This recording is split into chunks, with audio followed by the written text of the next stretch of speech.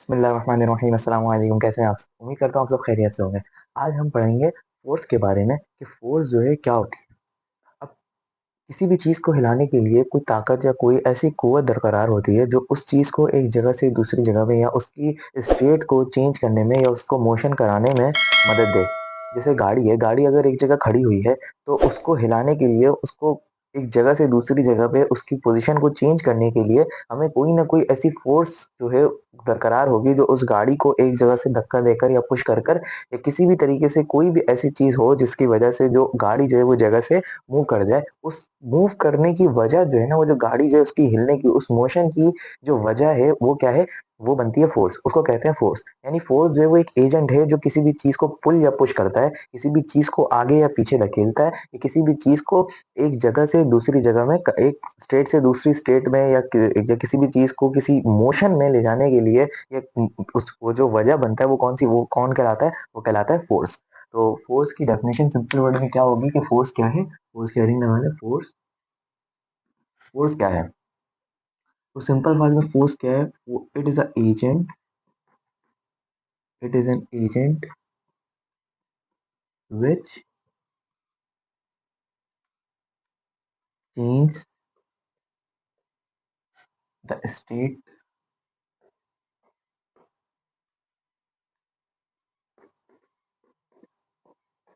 Any body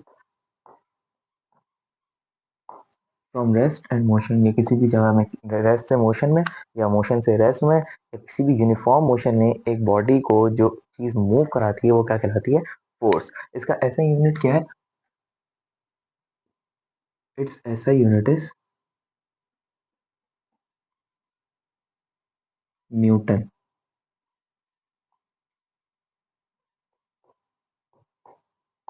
ये इसका क्या है? SI unit. इसको डिनोट किससे करते हैं? It is denoted by F. अच्छा, इसका फॉर्मूला क्या है? एफ इज इक्वल्स टू, देखो, कोई भी चीज़ है, उसको अगर बॉडी को एक बॉडी है, उसको अगर मूव कराते हैं तो उसको क्या एक्सेलरेट करते हैं, हम उसको एक्सेलरेट करते हैं और उस बॉडी का अपना कोई ना कोई मास होता है। उस मास को और एक्सेलरेशन करने को उनको अगर हम मल्टीप्लाई करा दें तो हमारे पास क्या आ जाएगी? फ़ोर्स। मास जो है एम, मास जो है क्या है? एम, और ए क्या है? उसकी एक्सेलरेशन, बॉडी की एक्सेलरेशन, कितनी ताकत से बॉडी जो है वो मूव कर रही है। तो ये जो बॉडी का मूव करना है, कितनी एक्सेलरेशन से उसका मूव करना है, उसके मास से अगर हम उसको मल्टीप्लाई करा दें तो हमारे पास वो फोर्स आ जाएगी जिस फोर्स से बॉडी ने डिस्टेंस जो है कवर किया या एक्सेलरेट हुई। तो ये जो है सेकंड लॉ, न्यूटन का सेकंड लॉ भी है, ये हम इंशाल्लाह आगे पढ़ेंगे आगे आने वाली वीडियोस में। तो ये होता है फोर्स। फोर्स क्या होता है? किसी भी बॉडी को एक जगह से, किसी भी बॉडी की हालत को चेंज करना, किसी भी बॉडी को एक जगह से दूसरी जगह में मूव कराना। इसके लिए जो भी फोर्स, जो भी ताकत, जो भी कुव्वत दरकरार होगी, जो भी कुव्वत की ज़रूरत होगी, वो उस ज़रूरत को, उस कुव्वत को, उस वजह को हम क्या बोलेंगे? फोर्स। तो अच्छा, ये हो गई फोर्स। अब एक चीज़ होती है मोमेंटम। जैसे एक बॉडी है ट्रक, अब दूसरी है गाड़ी। अब ट्रक अगर गाड़ी से टकराए तो किसका ज़्यादा नुकसान होगा? गाड़ी का, ज़ाहिर-सी बात है। क्यों? क्योंकि उसका मोमेंटम जो है वो ट्रक के मुकाबले में कम है। अब एक बॉल है, बॉल की भी स्पीड वही है, जैसे बॉल की भी स्पीड वही है और गाड़ी की भी स्पीड वही है। बॉल की भी स्पीड 100 मीटर पर सेकंड है, 100 किलोमीटर पर आवर है, और गाड़ी की भी जो स्पीड है वो 100 किलोमीटर पर आवर है। लेकिन एक इंसान जो है वो 100 किलोमीटर पर आवर की बॉल को तो आराम से रोक सकता है, लेकिन गाड़ी को रोकना उसके लिए इम्पॉसिबल है। क्यों? क्योंकि बॉडी जो है, जो मोमेंटम जो है वो उस बॉल का उस गाड़ी के हिसाब से कम है। क्यों? क्योंकि मोमेंटम जो है ये डिपेंड करता है मास पर और वेलोसिटी पर। अब मास जिसका जितना ज़्यादा होगा उसका मोमेंटम ऑटोमेटिकली उतना ही ज़्यादा हो जाएगा, और जिसका मोमेंटम जितना ज़्यादा होगा उतने ही इंसान को उस चीज़ को रोकने में मुश्किल होगी। तो अगली हेडिंग लगा लें मोमेंटम की। मोमेंटम के बारे में पढ़ेंगे। मोमेंटम क्या है?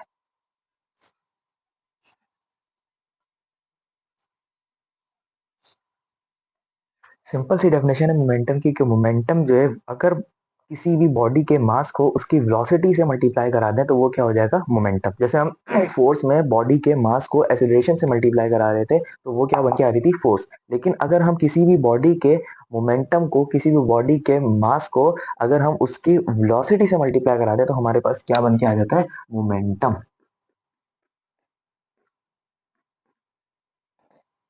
मोमेंटम क्या है, किसी भी बॉडी के अगर हम उसी के उसको किसी भी बॉडी को अगर उसके मास से मल्टीप्लाई करा दें तो वो क्या हो जाएगा, उसका momentum.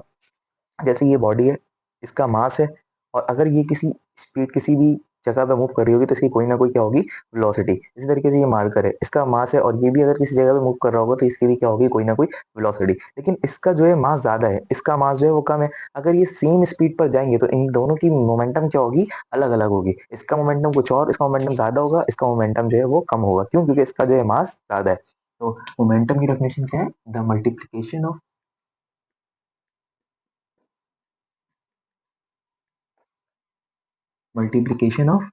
Mass of a body into its velocity।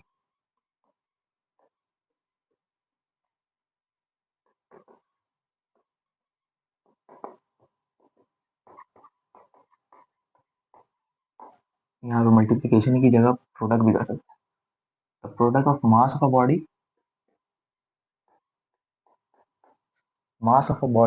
And its velocity, या मास, किसी भी बॉडी का मास और उसकी वेलोसिटी का जो प्रोडक्ट होता है। प्रोडक्ट कहते हैं सिंपल किसी भी चीज का, अगर जैसे 2 है, 2 × 2, ये जो 4 आया ना, ये इस 2 और 2 का क्या है, प्रोडक्ट। ये क्या कहलाता है, प्रोडक्ट। तो किसी भी चीज को किसी भी चीज से मल्टीप्लाई कराकर जो आंसर आए, उस आंसर को हम क्या बोलेंगे, वो क्या है, प्रोडक्ट। तो प्रोडक्ट कोई किसी भी चीज की किसी भी बॉडी की, किसी भी बॉडी के मास और उसकी वेलोसिटी का जो प्रोडक्ट होगा उसको हम क्या कहेंगे, वो क्या है, मोमेंटम। जैसे मोमेंटम, इसको डिनोट कैसे करते हैं, it's SI unit is, momentum का ऐसा यूनिट क्या होता है, न्यूटन सेकेंड। Newton second. अब ये न्यूटन सेकेंड कैसे हुआ और क्यों हुआ? क्योंकि न्यूटन किसका, हमने अभी पढ़ा, न्यूटन किसका होता है, न्यूटन तो यूनिट होता है फोर्स का, और सेकंड टाइम का यूनिट होता है। यहाँ पे इन दोनों के बारे में तो कहीं जिक्र ही नहीं है। तो ये न्यूटन सेकेंड मोमेंटम का यूनिट कैसे बना, तो इसका यूनिट अभी हम आगे देखेंगे इसकी। और इसको डिनोट किससे करते हैं, इट्स डिनोटेड बाय पी। तो पी से डिनोट करते हैं मोमेंटम को। अब न्यूटन फोर्स का यूनिट, सेकंड टाइम का यूनिट, कैसे हुआ यहाँ पे यार, ना फोर्स की बात हो रही है ना टाइम की बात हो रही है। तो इसको एक तरीके से इस तरीके से देखो कि न्यूटन जो है वो क्या है, न्यूटन फोर्स का यूनिट है, और इसका जो फॉर्मूला होता है, मोमेंटम का जो फॉर्मूला है वो क्या है, B is equal to M V. ये है मोमेंटम का फॉर्मूला। लेकिन यहाँ पे ना वेलोसिटी, ना यहाँ पे फोर्स है, ना यहाँ पे वो है टाइम। तो ये न्यूटन सेकंड किस वजह से क्यों आया? तो सबसे पहले क्या दिखी जाती है यहाँ पे, क्या है, मास। अब मास ऐसे आ गया, वी, वी क्या है, वेलोसिटी। वेलोसिटी को आप, मास का यूनिट क्या होता है, मास का यूनिट होता है एम। एम, मास का यूनिट क्या है, केजी। मास का यूनिट क्या होता है, केजी। और वेलोसिटी का यूनिट क्या होता है, मीटर पर सेकेंड। ठीक है, ये हो गया मास का यूनिट और ये हो गया वेलोसिटी का यूनिट। अब अगर मैं इस इन दोनों को टाइम से यानी सेकंड से मल्टीप्लाई और डिवाइड करवा दूं तो कोई फर्क आएगा? जैसे ये मल्टीप्लाई और डिवाइड टाइम से करवा दिया मैंने, इसको टाइम से यानी सेकंड से मल्टीप्लाई भी हो रहा है, सेकंड से डिवाइड भी हो रहा है। अगर मैं इसको दोनों को काट दूंगा तो दोबारा वही वाली टर्म बन जाएगी। तो ये मल्टीप्लाई कराया हमने, अब ये मल्टीप्लाई कराया तो ये ओरिजिनल टर्म तो वही है, ये बचेगा तो यही आखिर में, क्योंकि मल्टीप्लाई और डिवाइड हो रहा है, ये आपस में क्या हो जाएंगे, कैंसिल। लेकिन हमने ये मल्टीप्लाई और डिवाइड कराया क्यों, इसकी वजह क्या है? अब ये क्या बन गया, M, okay, P is equal to K G. अब ये क्या था, मीटर पर, अब ये एस जो है ये इससे मल्टीप्लाई हो गया, ये एस जो है ऐसे ही रहेगा, सही है, मल्टीप्लाई हो रहा है, ये वाला एस और ये वाला एस, इन दोनों को अगर आपस में मल्टीप्लाई करा दें तो बेसिस से क्या होती है, पावर एट। तो ये क्या हो गया, एस स्क्वायर। सिंपल क्या हुआ कि यहाँ पे ये वाला मीटर था, मीटर पर सेकंड था, और ये यहाँ पे हमने सेकंड से मल्टीप्लाई और डिवाइड करा है। क्यों करा है? इसकी वजह ये थी कि हमने सेकंड और सेकंड को आपस में क्या कर दिया, मल्टीप्लाई। सेकंड और सेकंड आपस में मल्टीप्लाई हुए तो क्या हो गया, एस स्क्वायर। और मास का मास, मीटर का मीटर ऐसे ही रहा। अब ये मीटर पर सेकंड स्क्वायर, ये तो किसका यूनिट था, एक्सेलरेशन का नहीं था, मीटर पर सेकंड स्क्वायर। एक्सेलरेशन का यूनिट था मीटर पर सेकंड स्क्वायर, यानी वेलोसिटी इनटू सेकंड, तो मीटर पर सेकंड स्क्वायर हो गया। अब मीटर पर सेकंड स्क्वायर की जगह हम ए लिख सकते हैं, यानी मीटर पर सेकंड स्क्वायर की जगह हम ए लिख सकते हैं। तो जब हमने मीटर पर सेकंड स्क्वायर की जगह ए लिखा तो kg is equal to A, kg is equal to A into S. S का एस ऐसे ही रहा। अब ये kg is equal to metre, A जो है यानी मीटर पर सेकंड स्क्वायर जो है ये किसका यूनिट था, ए का, और केजी किसका यूनिट है, एम का। और एम ए किसके बराबर होता है, एम ए न्यूटन के सेकंड लॉ के हिसाब से फोर्स के बराबर होता है। तो हम इस तरीके से भी लिख सकते हैं एफ इंटू एस, और एफ का यूनिट क्या होता है, एन। तो पी का सिंपल यूनिट क्या आ गया, एन एस।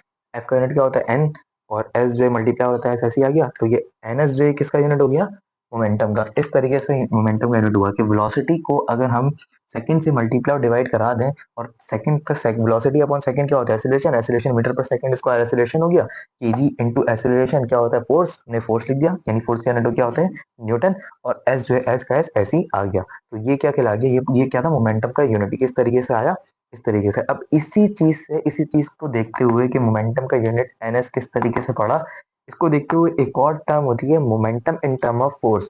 ये एक इंपॉर्टेंट टॉपिक है, momentum in term of force. ये एक नया टॉपिक इसी टॉपिक पर आया कि मोमेंटम जो है फोर्स की बिना पर किस तरीके से लगती है। इसकी एक एग्जांपल ये देखो कि गाड़ियां होती हैं, गाड़ियों में जिन गाड़ी में ज्यादा गैप होता है उन गाड़ी में जो टकराने के, जो एक्सीडेंट के जो ज्यादा नुकसान होते हैं, जैसे ड्राइवर है, अब ड्राइवर और गाड़ी के दरमियान इतना गैप है, और एक गाड़ी है उसमें ड्राइवर गाड़ी के दरमियान ज्यादा ज्यादा गैप है। तो अब जिस गाड़ी में ज्यादा गैप होगा ना, उस गाड़ी में ड्राइवर जो है वो ज्यादा महफूज रहेगा बेबनिस्बत उस गाड़ी के जिसमें कम है। क्यों, क्योंकि फोर्स जो है, जैसे अगर हम टाइम को, अब एक बॉडी है ए और एक बॉडी है बी, इनके दरमियान का फासला कितना है, 2 मीटर। अब एक बॉडी है ए और एक बॉडी है बी, इनके दरमियान का फासला है भी 2 मीटर है। लेकिन यहाँ पे जो बॉडी है, ये अगर कोई बॉल थ्रो करे, या ये अगर खुद चले और ये यहाँ से यहाँ तक जब पहुंचे, तो इसको टाइम कितना लग रहा है, 2 सेकंड। और ये जो बॉडी है, ये इसको यहाँ से यहाँ तक 2 मीटर तय करने में कितना, 4 सेकंड का टाइम लग रहा है। अब ये इन दोनों की स्पीड में फर्क आएगा। अगर एक बॉडी 2 मीटर का फासला 2 सेकंड की स्पीड 2 सेकंड में तय करती है, तो उसकी स्पीड कम ज्यादा होगी। और जो दूसरी बॉडी है, वो अगर वही फासला 4 मीटर की स्पीड में तय करती है, तो उसकी स्पीड जो है वो कम होगी। तो इसी तरीके से टाइम जो है वो डिपेंड किस पे करता है, टाइम की वजह से वेलोसिटी कम और ज्यादा होती है। तो अब एक चीज है जिसमें इतना गैप है, और एक चीज है जिसमें इतना गैप है, तो उस गैप की वजह से मोमेंटम जो है वो कम हो जाएगा, और बॉडी के यानी जो ड्राइवर होगा उसको लगने की चांसेस क्या हो सकते हैं, कम। अगर ड्राइवर और गाड़ी के दरमियान जो है वो मोमेंटम अगर ज्यादा हो। क्यों, इसी वजह से कि टाइम जो है वो वेलोसिटी पर डिपेंड करता है, और वेलोसिटी किस पर डिपेंड करती है, मोमेंटम पर। अगर वेलोसिटी कम होगी, मोमेंटम खुद ब खुद कम हो जाएगा। कैसे, ये देखो P is equal to M V होता है ना। अब मोमेंटम जो है ये P के डायरेक्टली प्रोपोर्शनल है। अगर मास को कांस्टेंट कर दिया जाए और V को बढ़ाया जाए, तो मोमेंटम खुद ब खुद बढ़ेगा। V को कम किया जाए, मोमेंटम खुद ब खुद कम हो जाएगा, है ना। इसी तरीके से है ना, तो V जो है किस पर डिपेंड करता है, V is equal to S upon T. V किसमें, T पर डिपेंड करता है। T को बढ़ाया जाए तो क्या होगा, V कम हो जाएगा। T को कम किया जाए, V क्या हो जाएगा, ज्यादा हो जाएगा। ऐसे डिस्टेंस बढ़ाया जाए, V बढ़ जाएगा। डिस्टेंस कम किया जाए, V कम हो जाएगा। तो इस T पर, टाइम पर जो है वो एक्सीलरेशन डिपेंड करता है। और एक चीज को टकराने में 2 सेकंड लग रहे हैं, दूसरी चीज को टकराने में 4 सेकंड लग रहे हैं। तो वो जो 4 सेकंड वाला जो टाइम को जो ज्यादा कर देना है ना, किस तरीके से कि गाड़ी है, गाड़ी का एक बोनट है, और कोई गाड़ियां होती है उनमें आगे एक और बोनट लगा हुआ होता है। क्यों, इसी वजह से लगाया था कि उसका मोमेंटम कम कर दिया जाए।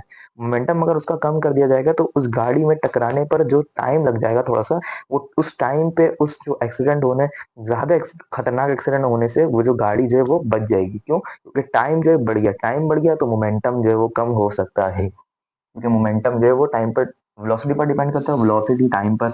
जितना टाइम ज्यादा लगेगा एक बॉडी को दूसरी बॉडी में टकराने में, उतनी जो है वो मोमेंटम क्या हो जाएगी, बढ़ जाएगी, कम हो जाएगी। जितना टाइम ज्यादा लगेगा उतना मोमेंटम जो है वो गाड़ी का कम हो जाएगा, तो नुकसान के चांसेस क्या होंगे, कम हो जाएंगे। Momentum in term of force, force के टर्म में, फोर्स में मोमेंटम क्या कहलाएगी। कि अब देखो, गाड़ी गाड़ी चल रही है, मोमेंटम उसका है कुछ ना कुछ। अब इसको फोर्स को किस तरीके से देखेंगे कि एक गाड़ी है, गाड़ी जो है वो चल रही है, उसकी इनिशियल वेलोसिटी भी कुछ ना कुछ होगी। एक बॉडी है, उसकी इनिशियल वेलोसिटी भी कुछ ना कुछ होगी, जिसको हमने नोट कर दिया किससे, वी आई से। उसकी फाइनल वेलोसिटी भी कुछ ना कुछ होगी, उसको हमने किससे डिनोट कर दिया, वी एफ से।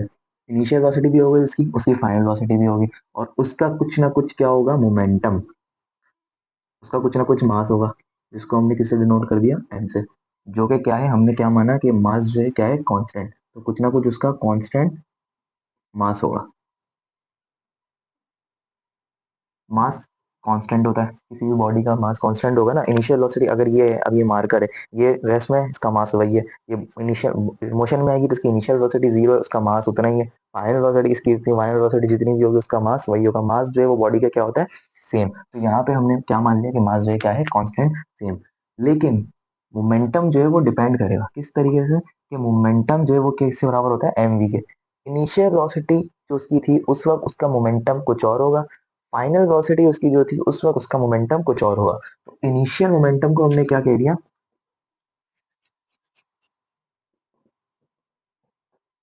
इनिशियल मोमेंटम, इनिशियल मोमेंटम को हमने किससे डिनोट कर दिया, पी आई से। और फाइनल मोमेंटम को किससे डिनोट कर दिया, पी एफ से। पी आई और पी एफ से हमने इनको डिनोट कर दिया। अब किसी भी चीज का जो चेंज होता है इनिशियल से फाइनल तक जाने में उसको हम क्या कहते हैं, डेल्टा। और वो कोई भी चीज अगर हम इस तरीके से लिखें कि डेल्टा पी, यानी डेल्टा पी किसके बराबर होता है, इनिशियल माइनस फाइनल के, या फाइनल माइनस इनिशियल के। फाइनल माइनस इनिशियल के बराबर होता है ना, कि अगर इधर से इधर तक कितना डिस्टेंस है वो क्या चेंज है, उतना चेंज आया। तो फाइनल से इनिशियल तक में जितना भी चेंज आएगा उसको क्या कहेंगे हम, वो क्या है, पी, यानी डेल्टा पी। डेल्टा पी भी इसको लिख सकते हैं, लेकिन हम यहाँ पे खोल के लिख रहे हैं। और इसी तरीके से एक और है, क्या है, वी। एम तो क्या है, कांस्टेंट। इनिशियल भी वही है, फाइनल भी वही है, सबकी जगह क्या है, एम कांस्टेंट। और वी, वी चेंज हुआ है। वी क्या है, वी आई इनिशियल में था, और वी फाइनल क्या था, वी एफ था, और इनिशियल क्या था, वी आई। अब ये जो है हमारी क्या बन गई, ये भाई ये M P is equal to M V. इसको बस हमने किस तरीके से लिख दिया कि इनिशियल वाला चेंज, जो मोमेंटम में चेंज आ रहा है उस चेंज को हम क्या कर रहे हैं, डिस्कस कर रहे हैं यहाँ पे। ये चेंज इन मोमेंटम है, तो चेंज इन मोमेंटम किसके बराबर हुआ, इसके। चेंज इन मोमेंटम का फॉर्मूला क्या हुआ, ये। अब यहाँ पे अगर हम पूरी टर्म को इधर भी और इधर भी दोनों साइड पे अगर हम टाइम से डिवाइड कर दें,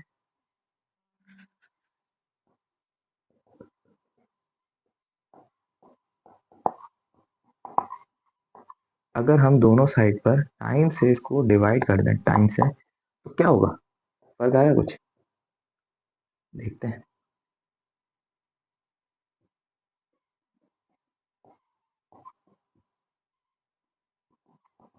divide by T, divide by T. ये जो टर्म है ये देखी देखी लग रही है, V F minus V I divide by T किसके बराबर है, एक्सेलरेशन के बराबर है। V F minus V I divided by T, ये एक्सेलरेशन के बराबर है ये टर्म। अब ये टर्म जो एक्सेलरेशन के बराबर है, इसकी जगह पे हम ए लिख सकते हैं, P F minus P I divided by T is equal to M. इसकी जगह पे हम पूरा ए लिख सकते हैं। और ये एम में ये भी देखी हुई टर्म लग रही है, फोर्स के बराबर थी ये टर्म। किसके बराबर थे, इसको क्या कहते थे, फोर्स कहते थे। एम ए को, एम ए किसके बराबर था, फोर्स के। F is equal to M A. तो एम ए की जगह पर भी हम फोर्स लिख सकते हैं। अब एम ए की जगह पर फोर्स लिखा तो P F minus P I divided by T वैसे ही रहा। एम ए की जगह पर क्या आ गया, एफ, एफ यानी फोर्स। अब टी जो है, टी जो है यहाँ पे डिवाइड हो रहा है, इस अच्छा नहीं लग रहा ना, मोमेंटम मालूम करना। तो टी यहाँ पे क्या कर रहा है, टी को हम क्या करें वहां पे, तो P F minus P I equals to F into T. ये क्या आ गया, change in momentum in term.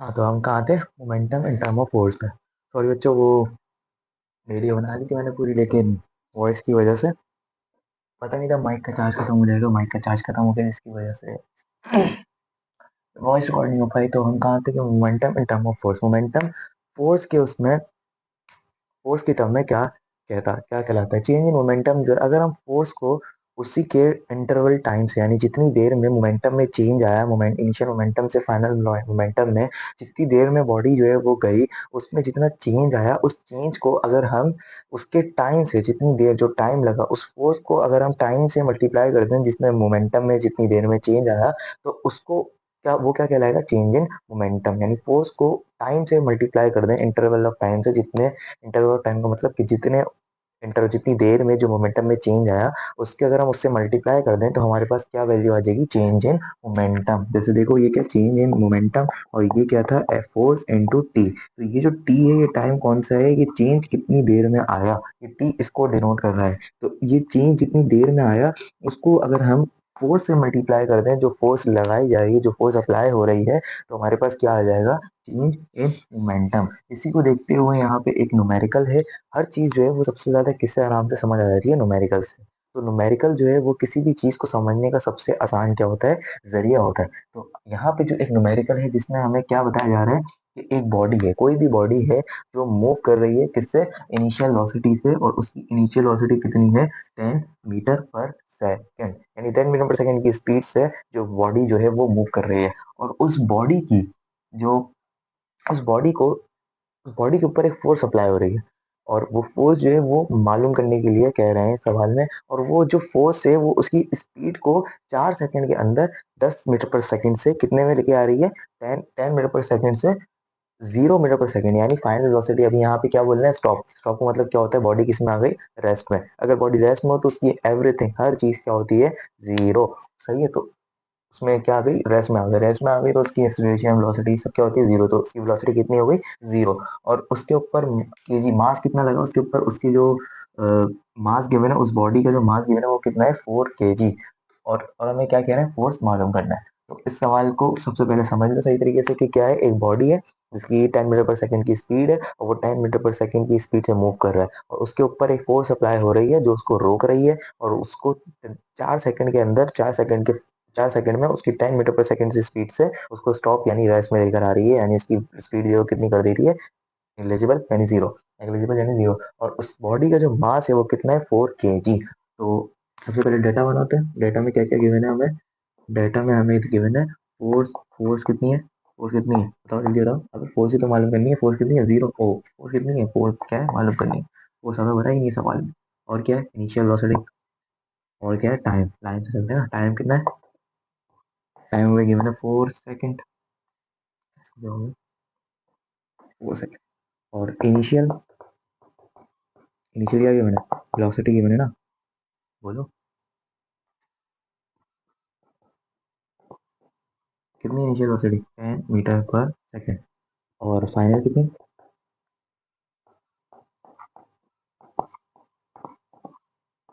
Final velocity कितनी है, कितनी है बताओ, बोलो। 0 मीटर पर सेकेंड। क्यों है जीरो, क्योंकि हर चीज, कोई भी चीज अगर रेस्ट में आ जाए तो उसकी वेलोसिटी कितनी हो जाती है, जीरो। वेलोसिटी एक्सेलरेशन कितनी होती है, जीरो। और उसका मास कितना गिवन है, 4 kg। Mass of body 4 kg। मास कितना गिवन है, 4 kg। अच्छा, अब अपने दिमाग का इस्तेमाल करते हुए बताओ कि इस फॉर्मूले को यूज करते हुए कौन सी चीज है जो फोर्स को मालूम कर सकती है इन चीजों को इस्तेमाल करते हुए। तो अभी इतना दिमाग इस्तेमाल करने की जरूरत नहीं है, पीछे ही हमने पढ़ा momentum in term of force. वो क्या था, उसका फॉर्मूला क्या था कि चेंज इन मोमेंटम यानी P I minus P F किसके बराबर है, एफ इंटू टी के। चेंज इन मोमेंटम किसके बराबर था, एफ इंटू टी के। तो इस फॉर्मूले के तहत हम किसको, एफ को मालूम कर सकते हैं।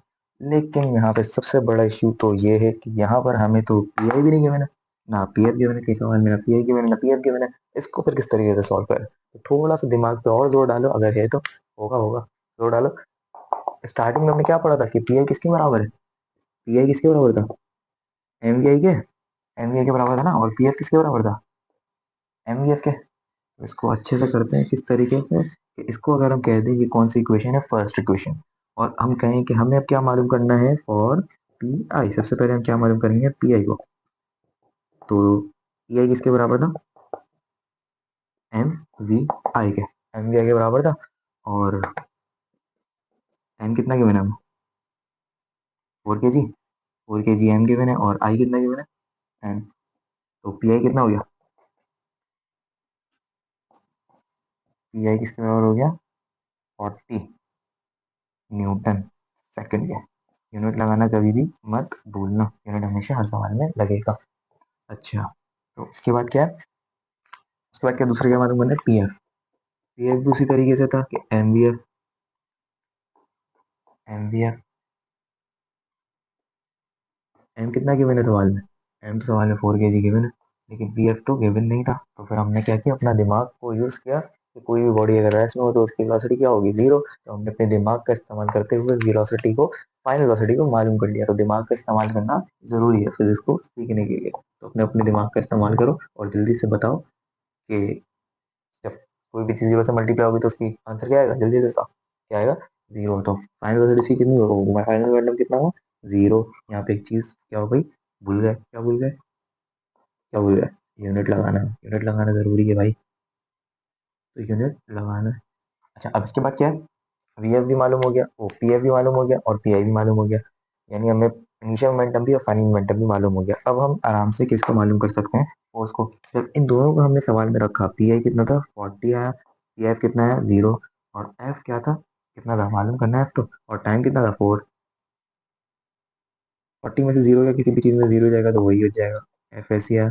अब देखो बुरा लग रहा है ना, फोर यहाँ पे क्यों, मालूम हमें करना है फोर्स, फोर का कोई काम ही नहीं है, तो फोर यहाँ मल्टीप्लाई और क्या करें, इसको यहाँ पे डिवाइड में भेज दे, डिवाइड में भेजा। फोर वन, अब फोर की टेबल में 40 कितना भाग है, सिंपल 10 दबा, तो एफ कितना आ गया हमारे पास, 10 न्यूटन आ गया। सिंपल सा सवाल था, सॉल्व हो गया। एफ कितना आ गया, 10 न्यूटन। यानी बॉडी जो है उस पर 10 न्यूटन की फोर्स लग रही है। तो जब ही वो उसकी जो इनिशियल वेलोसिटी 10 मीटर पर सेकेंड से जीरो फाइनल वेलोसिटी तक स्टॉप हो रही है, अगर उस पर हम 10 न्यूटन की स्पीड फोर्स को अप्लाई करें, तभी उसकी वेलोसिटी जो है वो 4 सेकेंड के अंदर कितनी हो जा रही है, जीरो, जबकि उसका मास कितना हो, 4 kg। तो ये था न्यूमेरिकल, उम्मीद करता हूँ आपको समझ आया होगा, आज का लेक्चर भी समझ आया होगा। आज हमने फोर्स को बारे में पढ़ा कि फोर्स क्या होती है, कोई भी मोशन को मोशन कराने के लिए जो वजह बनती है वो क्या होती है, फोर्स। सिंपल सी डेफिनेशन क्या है कि कोई भी चीज पुल या पुश करें किसी भी चीज को, या किसी भी चीज को रेस्ट से मोशन में ले जाने वाली वजह, और या किसी भी चीज को रेस्ट मोशन मोशन से रेस्ट में ले जाने वाली वजह, या रेस्ट मोशन में, या मोशन से उसको मोशन में और तेज मोशन करने की जो वजह बनेगी वो क्या बनेगी, फोर्स। फोर्स की वजह से कोई भी चीज मोशन कर पाती है। तो ये थी क्या, फोर्स। और इसी के तरीके हमने क्या पढ़ा था, मोमेंटम। मोमेंटम क्या होता है, किसी भी बॉडी को अगर उसकी वेलोसिटी से मल्टीप्लाई करा दें, किसी बॉडी के मास को अगर उसकी वेलोसिटी से मल्टीप्लाई करा दें, तो क्या हमें मालूम हो जाएगा, मोमेंटम।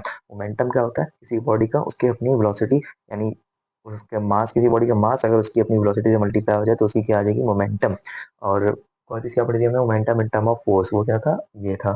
चेंज इन मोमेंटम किसके बराबर होता है, फोर्स इनटू टाइम के, यानी फोर्स जितना फोर्स लग रही है अगर उसको हम उसी के चेंज, जितना चेंज मोमेंटम में आ रहा है उतनी देर में, जितनी देर में मोमेंटम में चेंज आ रहा है, अगर फोर्स को हम उस टाइम से मल्टीप्लाई करा दें तो हमारे पास क्या निकल के आ जाएगा, मोमेंटम। अगर फोर्स को टाइम से मल्टीप्लाई करा दें तो हमारे पास क्या आ जाएगा, मोमेंटम। इसी के ऊपर हमने ये न्यूमेरिकल सॉल्व किया। और उम्मीद करता हूँ आपको आज की वीडियो और ये न्यूमेरिकल सबको समझ आया होगा। वीडियो अच्छी लगी तो लाइक करिएगा, सब्सक्राइब करिएगा, शेयर करिएगा अपने दोस्तों वगैरह के साथ, कर दें यार, अच्छा लगता है वीडियो शेयर हो तो। और मिलेंगे जल्द नेक्स्ट वीडियो में, तब तक के लिए अस्सलाम वालेकुम वरहमतुल्लाह।